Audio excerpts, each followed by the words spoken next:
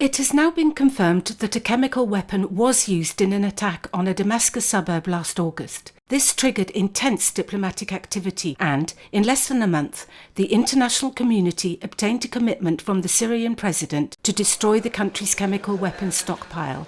The MSF team based in the Aleppo region shared their thoughts with us.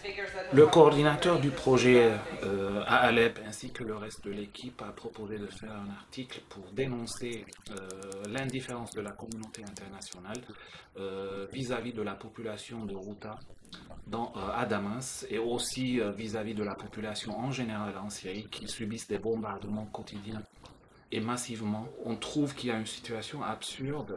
D'un côté, il y a une communauté internationale et notamment la Russie qui est capable d'imposer au gouvernement syrien la destruction de leur arsenal chimique, mais en même temps, cette communauté internationale, et notamment la Russie, est incapable d'imposer au gouvernement syrien l'acheminement de l'aide humanitaire dans le Ghouta à Damas, où il y a des dizaines de milliers de populations qui sont bloquées sans assistance humanitaire.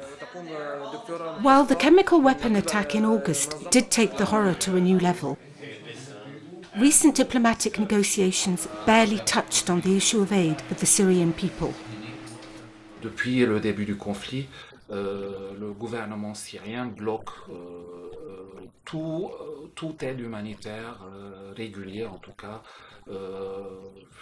qui passe par Damas vers les zones sous contrôle de l'opposition armée, notamment dans les gouvernements de Alep, Idlib et Al-Raqqa.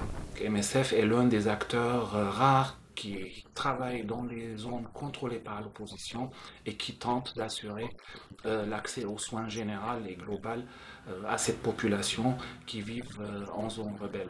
Mais MSF ne peut pas prétendre qu'on couvre le besoin médical de toute cette population. Across the border in neighbouring countries, a further 2 million Syrian refugees also rely on humanitarian aid.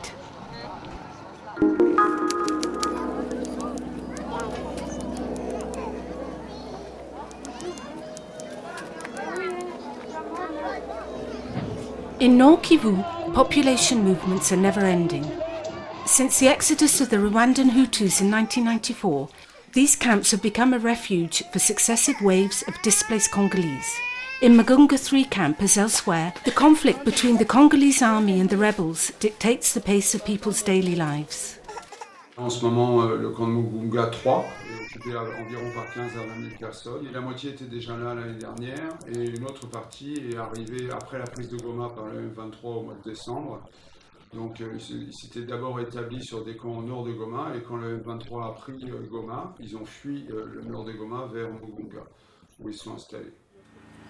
MSF is working in Mugunga 3, providing healthcare to people living in the camp. The cases we see most in this clinic are respiratory infections, diarrhea and malaria. The teams also treat victims of sexual violence. This summer, heavy fighting broke out behind the camp and nearby town Goma was bombed. Il y a eu aussi des échanges de tirs entre les forces rebelles et l'armée congolaise qui se sont faites au-dessus du camp. Donc avec quelques obus qui sont tombés, ça c'était au mois d'août et au mois de mai.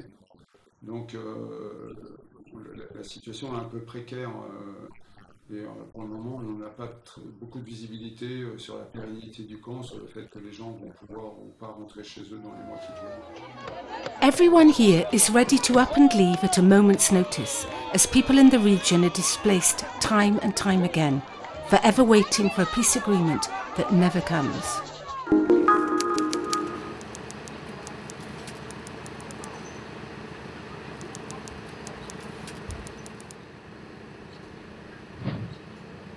Droya Hospital. A patient arrives in an ambulance. Yet another road accident casualty, one of the main causes for admission here. Unregulated traffic, vehicles and roads in a poor state of repair all take their daily toll. Initial x-rays show that this woman has fractured her ankle. Some 50 people come to the emergency room every day and half require surgery. Apart from road accidents, patients have usually fallen victim to gun and knife crime. Here in the operating theatre is a young woman, also injured in a road accident. Several surgeons work together to try and save her leg. We've just performed a procedure using a fairly multidisciplinary approach. The team included the orthopaedist, because it's an infected compound fracture, the plastic surgeon, and myself, the vascular surgeon. It was a complicated procedure. The three of us worked together in good conditions. Without this intervention, this young woman would have had to have her leg amputated. During their stay in Trouillard, which can last several weeks, patients receive psychological support and physiotherapy to give them the best quality of life possible when they leave.